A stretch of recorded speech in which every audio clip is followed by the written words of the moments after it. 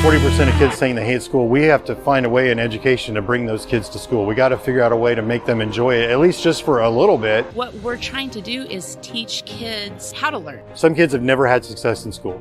You put them in front of a video game, they find success. Now I have a voice. Now people are listening to me. I think people think we're teaching video games. Right. And that is absolutely not what we're doing. You can bring this into a building with your teachers, and it's innovative to where the students are going to be a part of something that is just bigger than them. Through gaming concepts, I really feel like I have even a stronger connection with students than I've had in the past 10 years of teaching. Welcome to Gaming Concepts Podcast. That was very exciting. I'm really excited. I got up early this morning. I've had my coffee. I am feeling How early good. Is early? How early? 4:45. Yeah. Does that count for you? That's a little later than me, but it's okay. You know, we're the 24/7 ed team, so Christy goes to bed at 2, and I get up about then, and that's when I start. I start working. So, oh man, that's how we roll. But I get it. How's your week been? My week's been outstanding. Overall, so here's where I'll go with that. So outstanding in that I love what I do, and I get to help schools find solutions to some of their deepest problems within the school system. It's been slow in some ways because I haven't had as many meetings as normal. I'll just be completely honest with people, but it hasn't been slow in seeing schools get rolling. And so that's also the exciting part, is just absolutely slammed coming out of winter, out of the winter break. But the last week's been a little bit slower, but it hasn't slowed the overall growth of what we're doing and the excitement behind it. So, I mean, as far as just continue to meet with folks and hear the stories and get schools set up, we're trucking right along, So what about you, Dr. Mike? How's your week? I've had a great week. We've had a lot of great meetings. I had a pretty fun experience yesterday. So Christy got invited, and most of our audience probably knows who Christy is. My partner in crime on a lot of this thing, and so typically we go to conferences together. So she invited me to go to this conference because she was presenting. She was asked to speak, and I didn't really know much about it, and she gave a fantastic presentation. I mean, it was amazing about teacher burnout, but really the real reason behind teacher burnout and what's going on with that. And I mean, she's just fantastic as far as her education knowledge. But what she didn't tell me up until right about the time we were going is it was the Women's Leadership Conference. I saw that. And I was like, so, I figured that out, and I asked her, I said, do you think it's okay if I go to the Women's Leadership Conference? She's like, yeah, of course. No problem. I mean, there'll be other guys there. And I was like, okay, no problem. Okay, sweet. All right. No worries. I get there, and, we're setting up, and I'm just kind of helping her a little bit and sit down. And that day I just happened to be wearing a red shirt, and I mean, her session was packed. There was probably 50 women in there and me. And she starts off her presentation. Well, we're going to play a little game of Where's Waldo, and we're going to find the one thing in here that does not belong. That is awesome. It was me. I did not belong. Was that her purpose? Like, was she planning on calling you out? No, I don't think she genuinely thought it was going to be just me. That's hysterical. And so yeah, but during the presentation, her education, like the person she's always wanted to meet in education but never did because she thought the expectation was so high, is Dr. Alicia Thompson, the superintendent in Wichita. And she is amazing. And when we got to chat with her for quite a bit, but she was in the session and Christy about how to meltdown. So, but she did fantastic. And, awesome. But yeah, so I was talking to a couple of people, and one lady, and I said, one thing about the Women's Leadership Conference is you might think about inviting more men. she said, no. I mean, no. not even like funny laughing. It was like, no, like, no. So anyway, it was like, who brought the guy? Because we don't want the guy here. We didn't want him here. It was fine. It was really fun, actually. It was great. And everybody was super receptive. So, but anyway, that was my fun story for the week. So That's awesome. That's awesome. Well, you at a ladies' conference sounds entertaining. So, but it was great. I fit right in. It was good. that is hilarious. Hilarious. Well, I'm super excited for our guest today because not only is this person an educator and from New York, but also relatively new and young to the esports world. And so one of the best parts about our podcast is we're able to learn from one another. And this is a guest we're going to learn a lot from because we can learn about the journey that their school is going through to become an esports powerhouse on Long Island. At least that's what I'm hoping they become at some point. So we're going to do a few quick guesses. I know some folks can see him already here, but just a little background with our guest today. This is Mr. Rob, and I'm going to screw your name up, Rob. I've heard it said so many times. Cassagne. It's Cassagne. Very close. Cassagne. That's the closest I've been yet. I've had so many variations of that. Rob Cassagne, he's the Director of Social Studies and Business for Connetquot Central School District. And I think I got the Connetquot part right. On Long Island. And I've learned so much about Long Island, Mike. And I know, Rob, I think you're a lifelong Long Island guy. I am. Yeah, I snuck away for a few years to go to college. But other than that, born and bred, came back. So Long Island for life for me. Yeah. Long Island. See, I used to think, and this is my ignorance. So the old TV show Wings, I used to think that was Long Island. And I'm pretty sure that's like Nantucket Island. Yeah, I'm not familiar with Wings, but it doesn't sound like it's Long Island. Yeah, that's way before Robert's time, I think. So Google Wings. Was it like Sidney Fraser on Wings? I mean, I think Rob and I are probably similar to age, but it's a classic show. But I was pretty sure that was Long Island. Little did I know, Long Island is massive.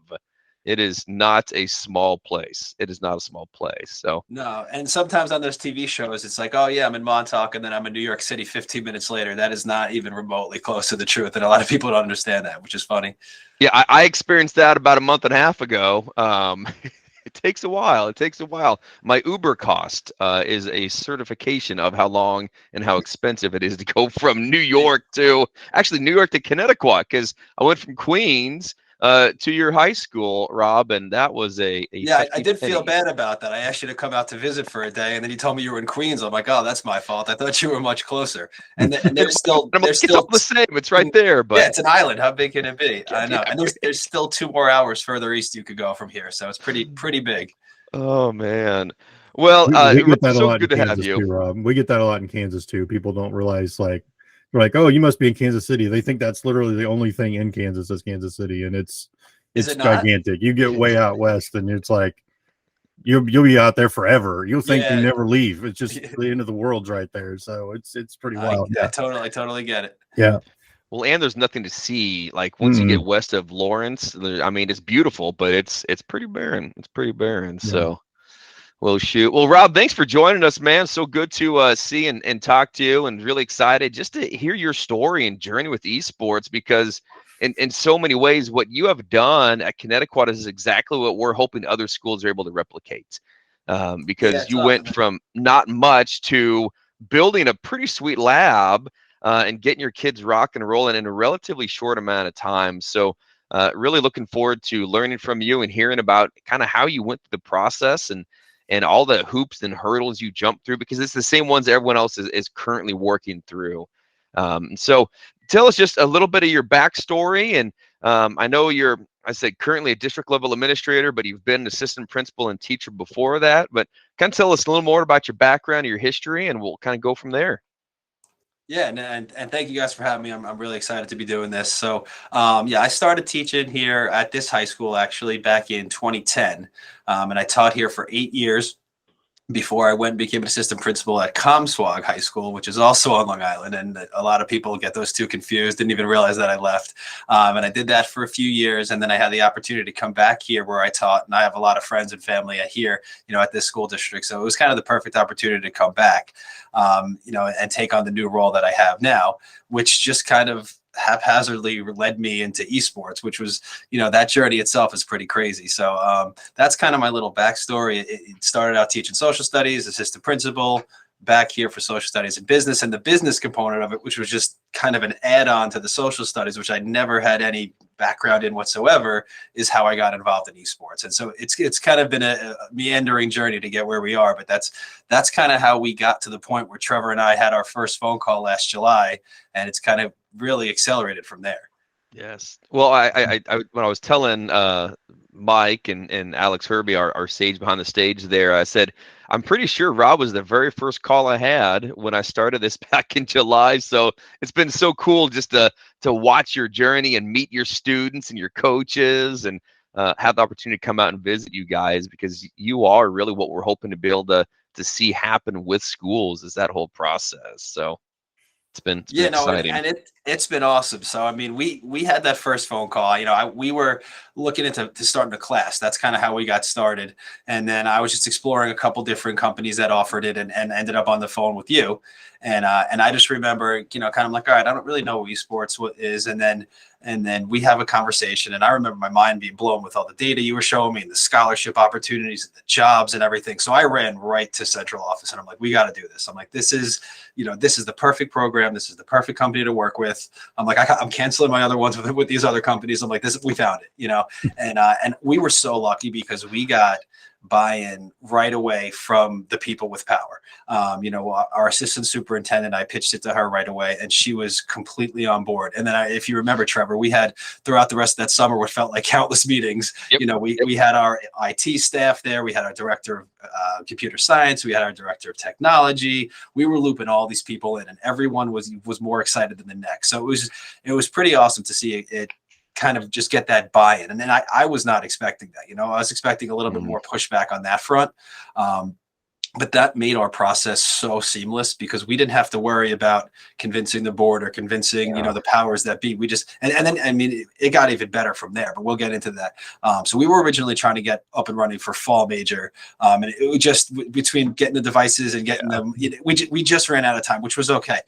It actually, I think, was a blessing, because in that preparation time leading up to spring major, we ended up, and this is where having that central office buy-in was huge. We ended up outfitting the lab with 15 different gaming computers, monitors. We got the gaming chairs for the kids with the built-in speakers.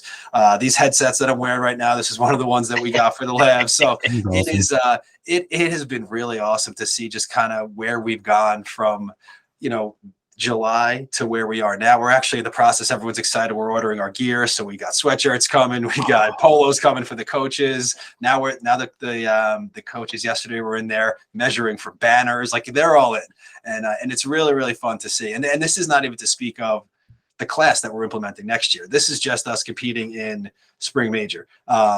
We have a whole full class running next year that we have over 50 kids already signed up for. It's going to run as a full year, full credit class. I'm actually talking to one of our state schools to try to get the kids college credit for that class. So we're getting things going here, and it's just been a really, really fun journey. And like I said, I would have never imagined it to be this successful this quickly, but it's been fun. It really has. So I got to share, see if this works. And I don't know if this will make the recording, but I have one picture, and I'm sure you have some more since then, Rob, but just awesome. the growth of this lab, because even when I visited a month and a half ago, it did not look like this. And to see everything like slowly coming together for you guys. So I can't wait to see what it's like when it is done. And dude, if I can buy a hoodie or a t-shirt, man, sign me up. I'll Venmo you some money. I'd love to get a t-shirt for you guys. That'd be awesome. For sure. Awesome. I'll send you as soon as that store is up and running, I'll let you know, and I'll send it over. Perfect. That's awesome. So I know Mike has a question. I want to know, you had said you didn't think it would go as quickly as it did. Why did you not think it was going to move fast for you guys? Like, when we first met and you first started thinking about this, what made you think it wasn't going to take off like it did? Yeah, so I mean, at the risk of throwing someone under the bus, and I really don't want to do that, but I get it.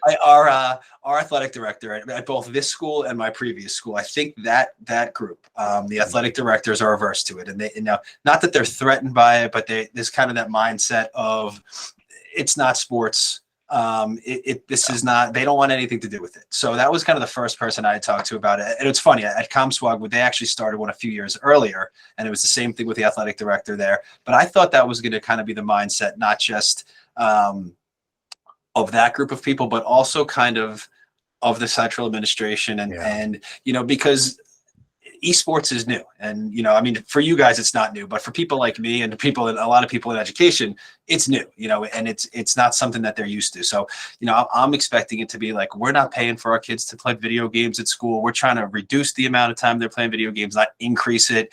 You know, how are we going to justify using money and resources and time and stealing the tech department's lab to make a computer lab, esports lab? So I thought we were going to meet a lot of resistance with that, you know, just in terms of the overall kind of view of the community. But not only that, I mean, the devices that we just got so lucky that we just happened to have, we happened to have this grant that it happened to fit in, and it was just like the stars aligned for us. And, you know, I play out like an alternative reality. Like what if we didn't get all that? You know, what if we didn't have that lab? What if we didn't? And I still think we'd have incredible success. I mean, we wouldn't be having the success that we're having in terms of like, we already have a top 7 Valorant team and a top 10 Rocket League team already. You know what I'm saying? So we wouldn't have that. You know, but what we would have is, I still think we'd have kids, whether it's bringing their devices or using like our Steam lab for Minecraft, things like that. I still think we'd have, you know, a large amount of interest. It would just be a little bit more of an incremental growth. But the fact that we had the community buy-in and the fact that the money just happened to line up, because I go on meetings with other people from around Long Island, and they're like, how are you getting this to work? Like, you know, how are you getting the devices? It's such a big investment. How'd you convince? And like I said, we got lucky. So it's easy for us to sit here and say, oh yeah, this is the path. But I'm the first to admit there was a lot of luck involved in it, which there always is when things are successful early on. But I truly believe that we would have had the same kind of buy-in and the same kind of success, even if it were more incremental, even without that kind of initial investment. Yeah. Well, I think with that stuff, like, luck is, what do they say, like preparation plus something else, whatever it is, because things don't just happen in schools. And Rob, you've been in schools long enough to know that it takes some of that background legwork of people trusting other people. I got to think you, with your background, your history, they're trusting you. So when you come with something, it's not just this far-fetched idea like, okay, if Rob's willing to get behind this, then let's take a serious look at it. So I got to think that played a role into the willingness to jump sooner than maybe if someone else had brought it. And so I think there's sometimes we forget about the importance of just that history that I imagine you've had with your district, to go, okay, maybe if Rob's willing to make a run at this is something worth doing. No, absolutely. And without getting too far to the weeds of like, you know, the everyone that was involved, the assistant superintendent, the director of technology, the director of computer science, I've worked with them as colleagues at different levels. You know, the director of technology and I were teachers together here. The assistant superintendent and I were directors together here. So we've kind of, like you said, had that built-in camaraderie that, and like I said, getting everybody on board right away. And when, you know, the 4 of us were all kind of, you know, full steam ahead on this thing and in lockstep, I think that went a long way. So you're 100% right. There was luck involved, but there was also, like you said, some engineered luck as well. Yeah. Engineered luck. I like that. Yeah, for sure. Well, I'm also a social studies and business teacher. That was my trade. So it's good. I went the other way though. I was business and then I was social studies after. So, I think that's amazing that we have that connection, but yeah, that's great. It really is. Yeah. I'm curious. I mean, Trevor asked about it, but I'm curious, like, what in that conversation with your assistant superintendent was like the thing. I mean, why were they so willing to go, I think this is awesome and we should do it? Was it just the relationship with you and knowing that you're just amazing and you're just going to make this thing happen? Or was it a student benefit, or was it innovative? What was the key thing that they were like, I want to do this because of? Yeah, well, if anybody's relying on me to be amazing, they're going to be let down, unfortunately. Not true. Not true. But, you know, I think the big thing for us as educators, the biggest obstacle that we saw, especially, and again, this is just stars aligning, was we're coming out of COVID right now. And there have been so many gaps. And obviously the first thing our minds go to is academic. You know, where are these academic gaps? Where are the shortfalls in terms of the learning? But probably just as importantly, if not more importantly, were the social gaps. And I think that was when I was speaking to Trevor and when I went and pitched it to them, that was kind of the main selling point for me. Was, you know, a lot of these kids, not to overgeneralize, but a lot of the kids that are going to be drawn to esports are kids that are not going to be on the soccer team, on the baseball team, on the, girls lacrosse team, whatever it may be. And how do we get these kids involved in something in the school? How do we get them to not just go home and turn off the lights in their room and play some people from across the world in a game that's, not, supervised and not developing habits or teamwork or things like that. So I think that pitch of this is a way to bridge those social gaps for our kids who had 2+ years of really losing out on a lot of social development. I think, and when you're talking about this population of a lot of the kids that we were going to attract with this, that was the major selling point. And I think for me, that's why we were able to kind of get the buy-in that we did, because we had identified as a district, like I said, not just the academic, but the social gaps. And we tried some other programs the year before to kind of like bridge it, and it was kind of mixed results at best. So this was something that we really felt strongly about could go a long way, and so far it has.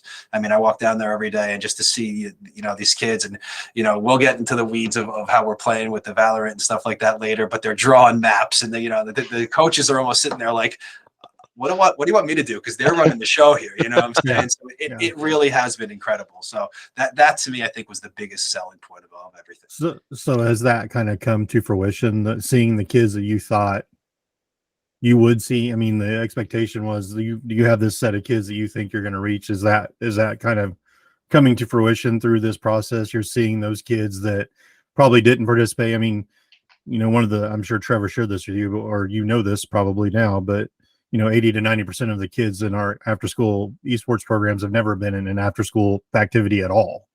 So is that what you're seeing, is those kids who were like, I'm not doing anything with school, I don't even want to be here? Are you seeing them now being more engaged? Is that kind of what your feel is? For sure. And it's it's kind of a blessing and a curse. So, we're not in a bad way, but so one of the things that we're struggling with right now is we're running this like it's a varsity sport. So we have practice every day. They're alternating days because of the number of devices, but you're expected to be there Monday, Wednesday, Friday, or Tuesday, Thursday, Friday, at the certain time that you're supposed to be there. And some of them we're absolutely getting that. But again, some of these kids that haven't really in their lives been involved in something where you have to be at a certain place at a certain time. They were laughing the other week. We have this one Rocket League player who's a superstar, and it was like, we're getting in the queue at 4:00 and it's 3:40, and they're like, where is he? And he showed up, but they keep telling him, you have to be here at the time. We're practicing ahead of time. We have to join the queue. If you're not going to be here, we have to adjust the roster. So it's been really, really, I don't want to say challenging, but it's been a learning curve for everybody in terms of that. But I think that's a direct correlation to these are kids that aren't used to this type of setting, and right. that was our goal. So even though it's been an obstacle, I think it's kind of it's fulfilling what we believed it would be, and it's just that's a good obstacle to have, because if we had a bunch of football players showing up with their discipline and coming straight from the weight room here, not that we don't want them there, of course they're welcome, but those are the kids that we didn't necessarily need to cater to, because they have that camaraderie and discipline already built in. So I think it's been exactly, I would say, what we expected, and then some in a positive way. Yeah. What'll be great down the road, at least from my personal experience and stuff we've seen, stories we've heard, is you'll eventually see those kids hanging out together. It'll be the football team captain hanging out with the kids in the gaming lab because they want to get better at the game, and the kid in the gaming team knows how to be better at the game. So Absolutely. They're friends now, and then they walk around the school. So you're going to see a lot of different friendships that you would have probably never thought would happen. Yep. And then it's like, whoa, why are these two kids hanging out together? Because that doesn't even make sense to me. Yeah, no, I know those old high school kind of cliches that you always think about it, and they're still existing for sure. And I think that's going to go even further when we start running the class, and then because then you're going to have a cross section. Because right now what we can't have, like, if you're the big time athletes can't participate in the way we're choosing to run esports. It's in school, so you can't play. Right now we're doing baseball, lacrosse, track. You can't do those softball. You can't do those sports and be on the esports team. So when we start running the class, I think you're going to see a little bit more of it. And then I think in the fall, when we have a little bit more traction in terms of the publicity of this and things like that, I'm just, the big challenge right now is, I don't want to annoy the athletic director and have people quitting football to play esports, but it's choices, and then we had a few kids this time around that were trying to play tennis and do this. And we kind of told them, like, listen, We're not telling you not to play tennis. We'd love to have you. You got to make a choice though. And that's what life is. And again, it was that commitment, but I think you're 100% right in terms of having these kind of preconceived barriers broken down. This is another way, everyone plays video games. It's, and that was the one thing when we started this thing, people that had athletes, and then, my son's getting a scholarship to go play lacrosse in college, but when he gets home from lacrosse practice, he's logging on and playing Fortnite with his friends every night. So it touches every group of kids. So I think you're going to absolutely see that kind of camaraderie built up across these, cliques that you would normally think about. Yeah. Not to dwell on the AD thing too much, but I would imagine the reason the ADs are kind of against this is because they know the football players are going to want to do this. So there's definitely some incentive there for them to not promote esports, because I think they're afraid that a lot of the kids will choose that instead of football. You're 100% right. You're 100% right. Well, it's been interesting because in the last week, multiple times in conversations, and Mike was on one with me earlier this week with actually another school in Long Island. I won't say which one, but they're like, well, what about if a football player wants to play, and how is this going to impact athletics, and what if they lose folks, and part of me is like, what are you doing this for then? Like it's to give kids an opportunity. So whether they're in traditional sports or in this, isn't that the goal, to get them involved and get them active?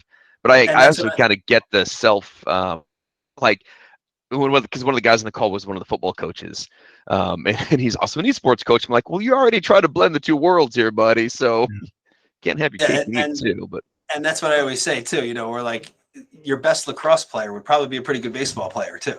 Your best soccer player would probably be a pretty good football player too. And that's already a choice that they have to make. So it's not any different. It's just adding another, another choice. And I think we will see some, because some of our kids that are competing now, I know they're planning on playing sports in the fall and vice versa. So we're going to kind of get a bit of a rollover with the roster in that way anyway. So it's not like, okay, you started playing video games, you can never play sports again. That's certainly not the goal. No. Well, and that is kind of the beauty of esports, the way it's established now, with having multiple seasons and not just having a fall and a spring. You can still compete for your team in the spring if you want, and do your fall sport, or vice versa. So I think that is something that's very unique about esports and the competition side. And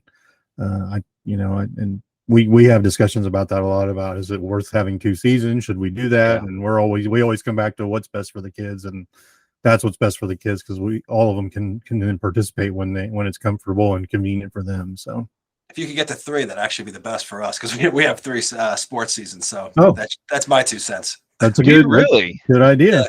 Yeah, we have a spring season, a winter season, and a fall season. So winter is like basketball, wrestling, everything indoors. Volleyball's in the fall now I think about it. But yeah, we have a middle season that's a winter season too. Is that it? I know this is a tangent that doesn't really apply to this at all. I'm just curious. So in Kansas, you basically have your fall, and you kind of have winter, but it's really fall and spring are really your 2 seasons, and you just have some sports like basketball and wrestling that overlap both. But you guys in New York kind of separate that out to a totally separate.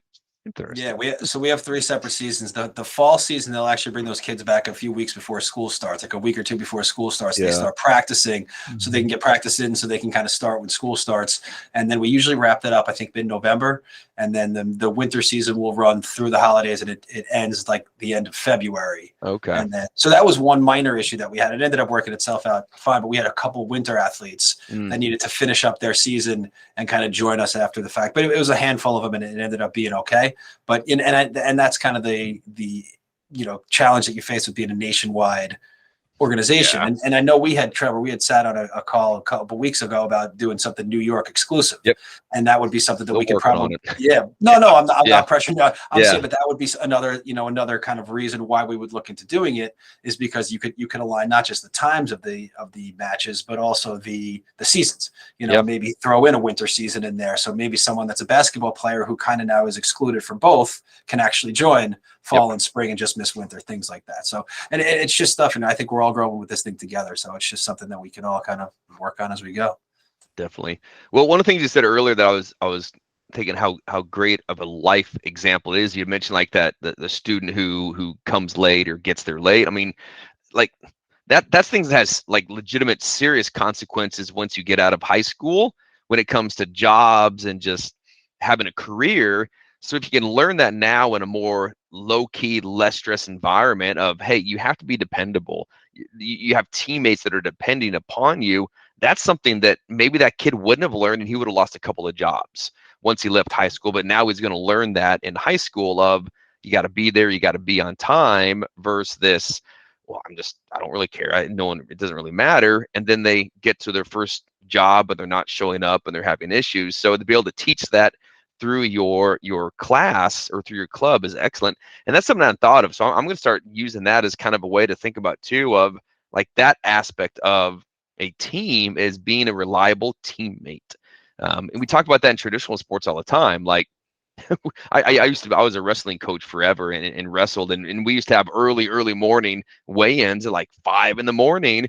And if a kid's not there to do the weigh-ins, then they don't wrestle that day. And so I can remember a couple of kids, like they were late, and the coach is like, this hurts the team because now you can't do this. You're out. So it's just kind of that team pressure piece. Without question, I think it's just another way of kind of, silencing the naysayers a little bit and kind of like, well, what does this possibly do for my kid? That's just another thing, and now there's some structure around the esports. Now there's some life lessons around the esports. So yeah, I think you're 100% right on that. It's just another positive for what we're doing here. Excellent. So you mentioned you treat yours like a varsity sport. So do you have like a GPA requirement to be on the team, or any parameters, attendance wise or anything, to be on the competitive piece? Is that required, or? So year one, we put together a code of conduct. You guys have a template that we worked off of, and I kind of just adjusted it to, to fit our school. So it just says you have to, stay in good academic standing, follow along with our school code of conduct, and also sign this code of conduct. We had the parents sign it and everything like that. We didn't necessarily set a full GPA requirement yet. I didn't want to make it overly, I don't want to create too many obstacles for the kids, but I don't think any of the kids that we have in there are problematic in those terms. Again, and this is just kind of going back, I think if they were, and this is something that Trevor and I talked about in that initial conversation, they might have not have wanted to go to school that day, or might say, you know what, I'm not really feeling it, or if they're an attendance issue or recidivism in terms of discipline, it's going to make them think twice, because you know what, I have to compete today. I don't want to let the Valorant team down. I don't want to let the Rocket League team down. I'll go to school today, or I'll make better decisions because I'm part of something bigger than me. So that's where I feel like it's just incredibly beneficial to have the structure in place for them. So I think down the line, we probably will, especially if we have Fortnite back, because then I think we're going to get even more competition. So then you may have to start, making things a little bit stricter. But it hasn't been, a concern, but it is something where, and like I mentioned before, it has been, everything has been as seamless as I could have expected it to be, other than, like I said, just the structure. And even I think we started out with around 35 kids that were committed to the team. We're down to about 25 now, just because I think they thought it was like, yeah, I show up when I want and I play when I want. And again, by the nature of it, it's happened. So it's kind of organically taking care of itself in a sense, which is a good thing. And now I think we have like the 25 core people that we want on the team competing on a daily basis. That's awesome. Yeah. So has anything surprised you about this process?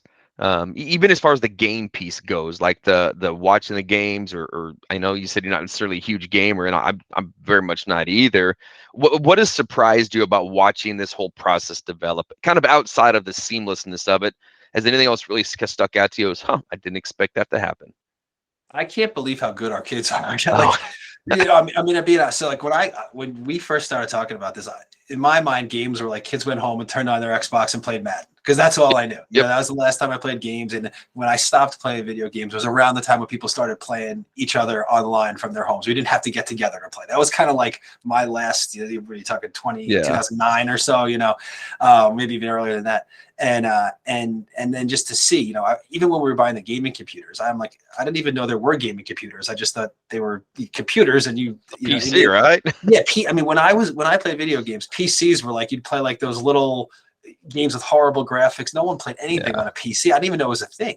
So then when we start looking at like, okay, let's buy these PCs, I'm like, all right, we'll buy these PCs. And then I look at the specs, I'm like, whoa, I didn't know that this was like, and now everything is game agnostic and device agnostic, and they're plugging their controllers, their console controllers directly into the PC. And I'm just blown away by the tech that exists. And then, I watched them play Rocket League, and I downloaded Rocket League on my Xbox. I turned it on, dusted it off, downloaded Rocket League, realized why I stopped playing video games because I'm terrible at them. But I could understand what was going on. Yeah. I walk in and I look at them playing Valorant, and I'm like, I don't even understand what's happening right now, and the intricacies and the teamwork, and literally they have a list before the queue starts, and like, we'll accept this map, but we won't accept that map, and when we get in this map, you guys start there, and I'm like, oh my gosh, this is so much more than I thought it was. And again, it's blowing my mind how impressive our kids are in terms of, how serious they're taking it and how much they want to win and how much they want to, represent the school and themselves in this capacity, which again, it didn't even strike me as something that I thought was a possibility, from the tech down to the intricacies of the game, to the details and teamwork, to the strategy. It's just all blowing my mind in a good way. If the coaches weren't there and I had to coach for a day, I would have no idea what to do, but I'm so impressed with our kids and even our coaches are, our tech guy that's on it. He's sitting there unplugging computers and plugging things in the middle of a game and swapping devices with the kid. And my mind is spinning. And I'm like, what is happening right now? But they keep winning, so it's really cool. And not that winning is the be all end all by any stretch of the imagination. It's nice to win though. But as we know, I'm a big sports fan myself, winning makes things better. It makes people like each other. It makes people more interested. It's, and when you're trying to grow a program from the ground up, it certainly helps when you can say, look, we got 2 top 10 teams in our first season. This is pretty awesome. So I've just been incredibly impressed with our kids more than anything else. I was going to say, if your coaches aren't there, your kids will probably be fine. They know how to do it anyway. It's probably we'll try and experiment with that. We'll see what happens. Yeah.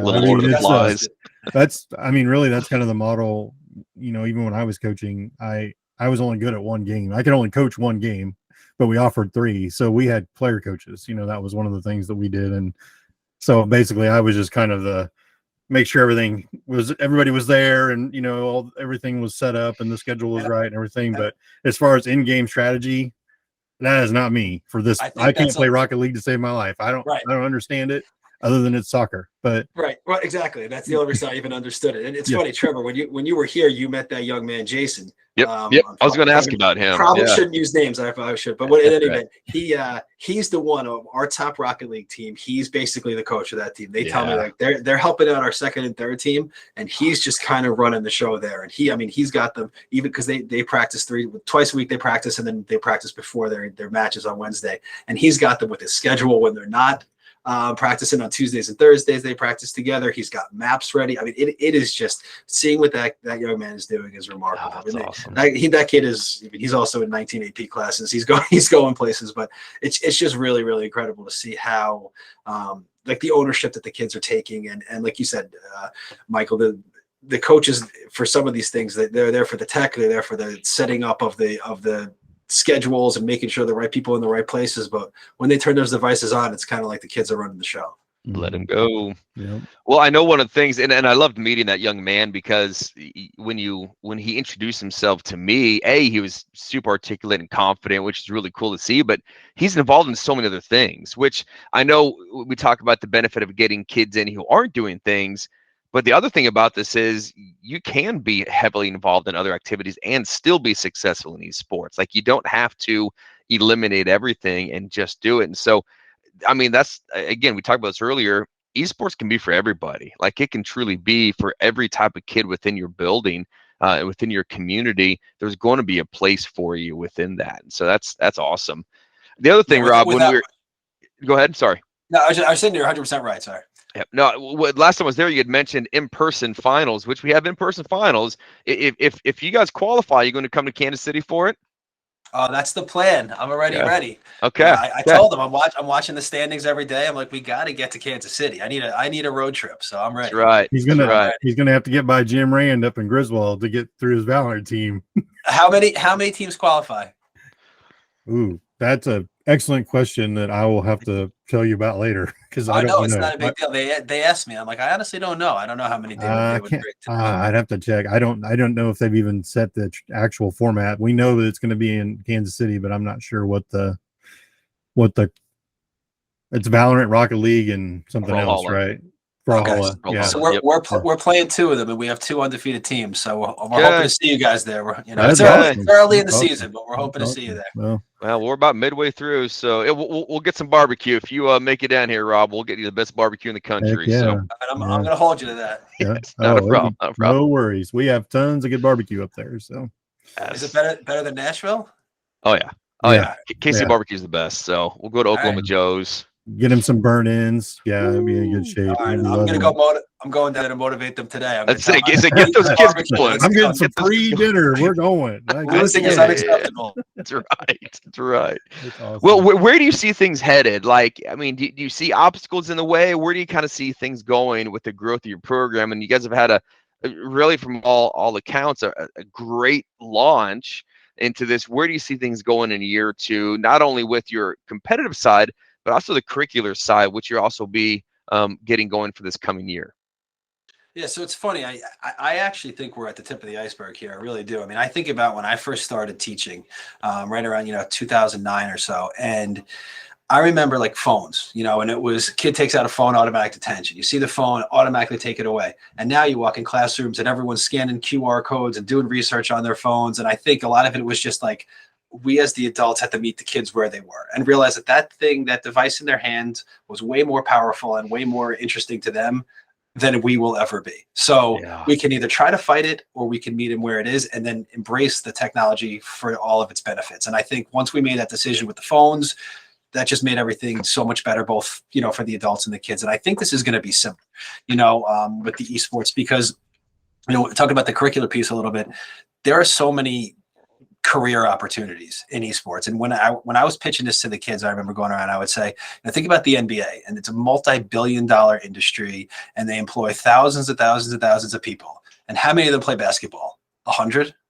And how many are, and then all these other people, whether it's in media or whether it's in marketing or whether it's in, strength and conditioning or whether it's in, broadcasting or what, all these different, and I'm sure I'm leaving out thousands of different things. So I think just like educating the masses on the opportunities of playing esports and being involved in esports and the industry as one of if not the fastest growing industries, or if we want to consider it one of the fastest growing sports in the country, and I know there's so much to it that I think I certainly don't understand, and I think so many other people don't understand. And I think us kind of getting a head start is going to be awesome, but I think we can grow so much further into it than we already are. I was talking to our tech people and I said, can we start, when we get to the playoffs, can we do the games live?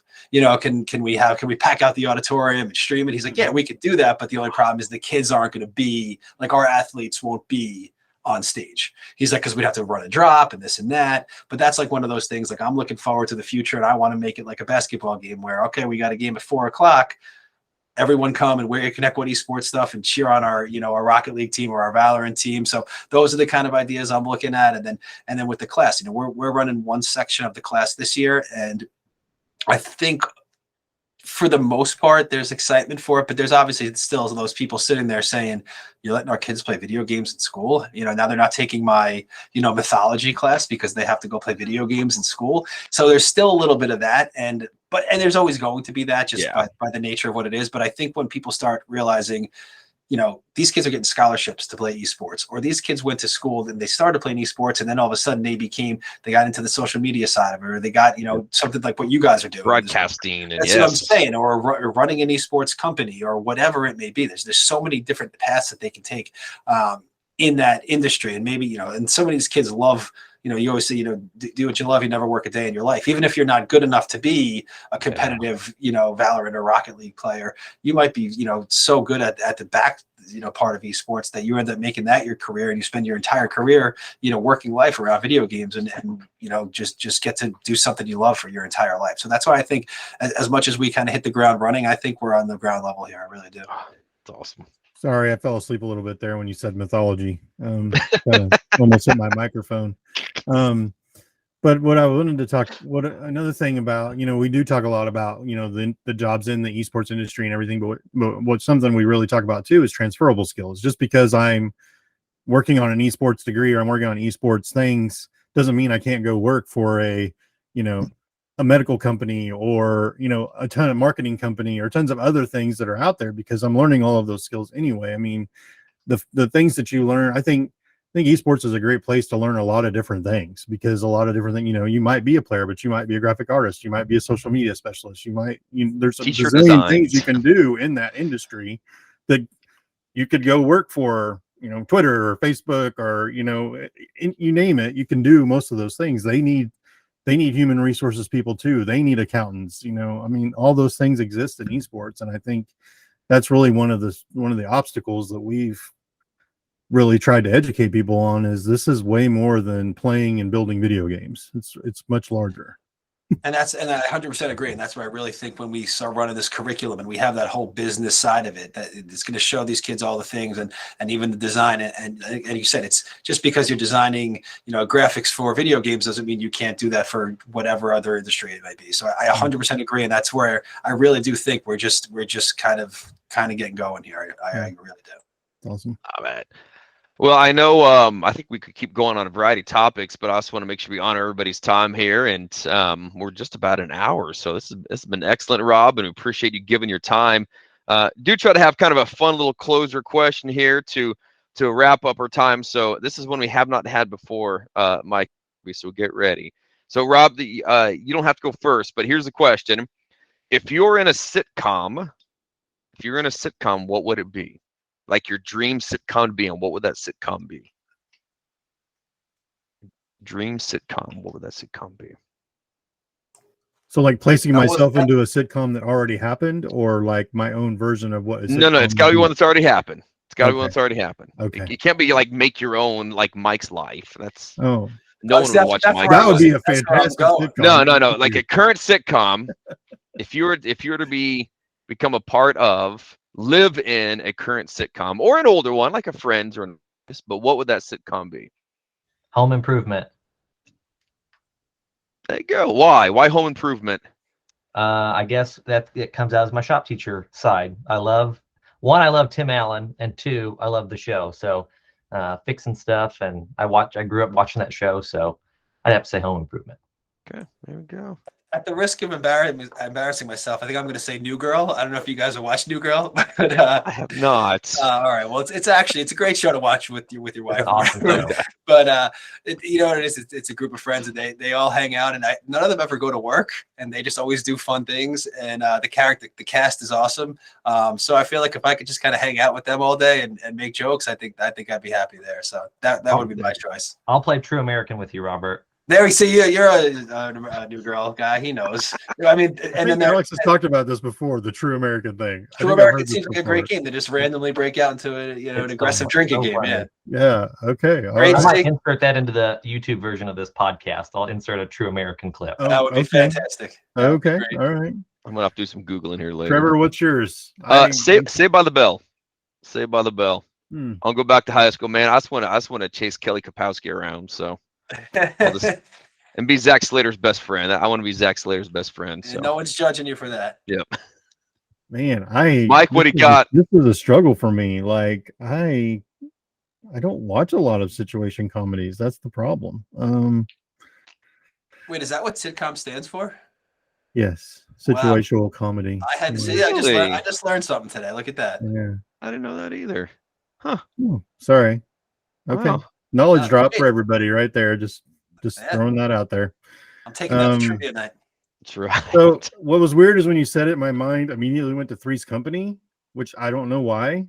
Because you're old. Other than I watched a lot of it, I guess, because we only had 3 channels and that was what was on, probably. And I liked the guy falling down all over the place. John Ritter, like he would fall down and he was just kind of a klutz, I guess, and that made me laugh. But or maybe Happy Days, and I don't know why. That just sticks out in my head. But those are good one, man. Those are classics. They're classics. So all right. Just dated myself a little bit there, but that's okay. Well, we all knew you're young at heart, Mike. It's that's right. Okay, that's right. So we do like to give people an opportunity to know where to connect with you. So, Rob, where could people find and learn more about the work you're doing and the excitement around your esports program? You can find me on Twitter. I'm at R Cassagne. That's Cassagne. and then Cquot, Cquot. It's not the easiest Twitter handle, but it's R Cassagne Cquot for Connetquot. So that's a fledgling Twitter account. It's just gotten going in the last couple weeks here. So give me a little boost. That would be great. You'll be getting a boost, I bet. A lot of going there now. I'm going there now. On Twitter, so that would be great. Yeah. I actually saw yesterday. You guys were talking to someone that you did a podcast with. I think it was a high school student who got a scholarship through esports. Yeah. So I was checking that out yesterday. That was pretty cool. So Lakin Zamorano. Yes. He's amazing. Yeah, he's an amazing kid. Yeah. I'm going to bring it down to my kids today and show them and say, listen, this is where we're headed. You guys keep this up, and this can be you. So I think that'll be a nice little motivation for them. Yep, it is. That's great. Well, I'm Goertzen_edu on Twitter, and just Google or search Trevor Goertzen on LinkedIn, not the Canadian hockey player. So that's where I spend most of my time, is on Twitter and LinkedIn. I have an Instagram, but I still haven't quite figured out how to use it. So we'll stop with those two. Dr. Russ? I am at Russ the Teach on Twitter and Michael Russell on LinkedIn. Herbie, what about you? You can find me at A Herbie on Twitter or Alex Herbie on LinkedIn. All right.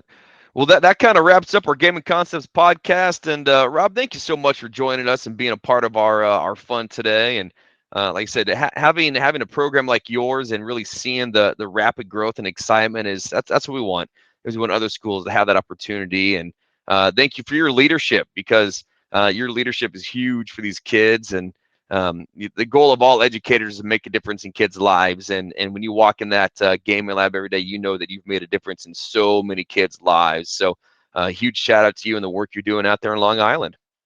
I appreciate you guys having me. This is great, and thank you guys for providing our kids with this opportunity. You're changing their lives by giving them this opportunity and this platform. So we appreciate the work that you guys are doing for us, and it's been a really, really fruitful partnership so far, and I'm looking to continue it. Awesome. All right. right. Hopefully we'll get to see you in Kansas City, Rob. It's gonna be great. We'll be there. Valorant and Rocket. All right. Awesome. Take care. See you later. Bye.